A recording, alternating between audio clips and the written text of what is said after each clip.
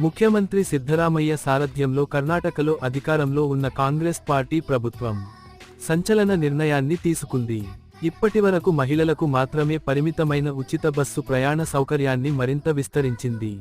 ప్రభుత్వ పాఠశాల విద్యార్థులకు దీన్ని అందుబాటులోకి తీసుకొచ్చింది. ఈ ఉచిత బస్సు సౌకర్యం ఎల్కేజీ నుంచి ప్రీ యూనివర్సిటీ కోర్స్ పీయూసీ అంటే ఇంటర్మీడియట్ వరకు వర్తిస్తుంది. రాష్ట్ర వ్యాప్తంగా అన్ని ప్రభుత్వ పాఠశాలలు, ప్రాథమికోన్నత పాఠశాలలు, ఇంటర్మీడియట్ వరకు విద్యను బోధించే అన్ని ప్రభుత్వ కళాశాలల్లో చదువుకునే విద్యార్థులు అందరికీ దీన్ని వర్తింపజేసింది.